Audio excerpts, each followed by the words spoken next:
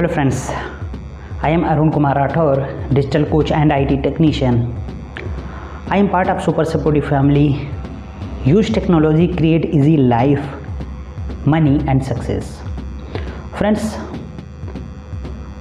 अगर आप अपनी सेल को बढ़ाना चाहते हैं, अगर आप अपनी जो दूसरों को बात समझाना चाहते हैं उसको अच्छे ढंग से सामने रख पाना चाहते हैं, तो उसके लिए आपकी जो प्रेजेंटेशन स्किल है वो बहुत ही स्ट्रांग होनी चाहिए।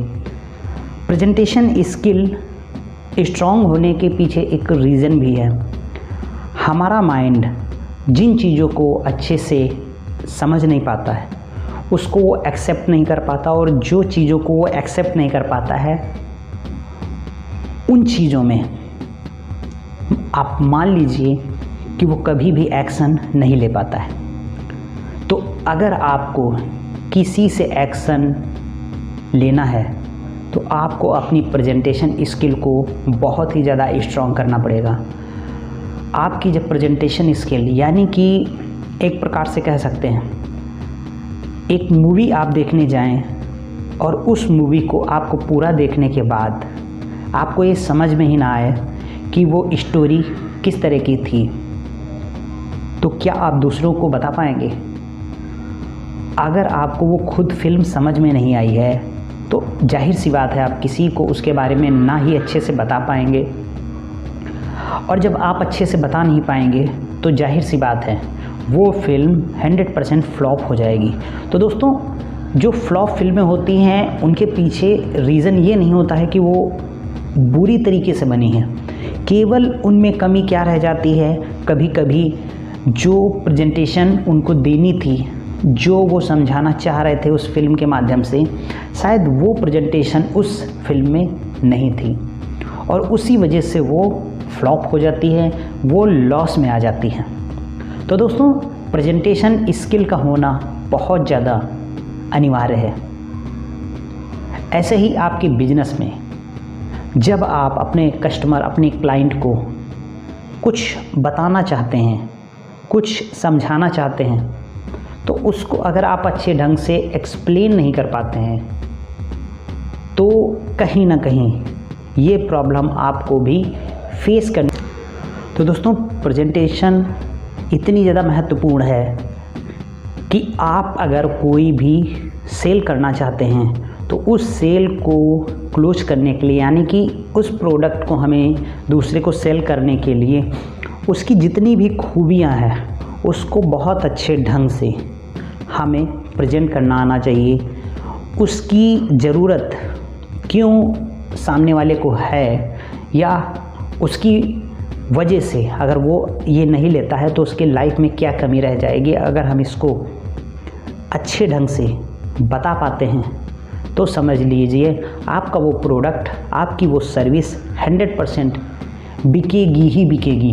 क्योंकि एक तो होता है हम बेचना चाह रहे हैं, यानी कि हम लोगों को समझाना चाह रहे हैं, बट हम चाह रहे हैं उसमें हम जो समझाने के लिए जो एलिमेंट्स डालने थे, जिन जिन टूल्स का यूज़ करना था वो सही ढंग से नहीं कर पा रहे हैं, उन स्किल्स की कमी है, जिसकी वजह से हमारी जो सेल है, जो सर्विस लोगों को मिलनी चाहिए थी वो नहीं मिल पा रही है, और कहीं ना कहीं आपका भी उसमें लॉस हो रहा है। आपका लॉस ज़्यादा हो रहा है, क्योंकि अगर आपको काम नहीं मिलेगा तो आप किसी भी फील्ड में हो ज़्यादा दिन तक टिक नहीं सकते। बट जब आपको काम मिल रहा है कंटिन्यू, तो जाहिर सी बात आपकी प्रेजेंटेशन कहीं ना कहीं कारगर है।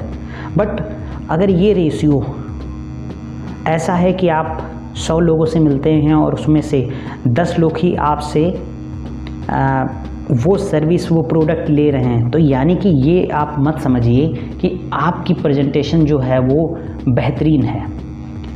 कहीं ना कहीं अभी भी आप में वो कमी है, प्रेजेंटेशन की कमी है, वो कम्युनिकेट आप नहीं कर पा रहे हैं उस सामने वाले व्यक्ति से जो होनी चाहिए।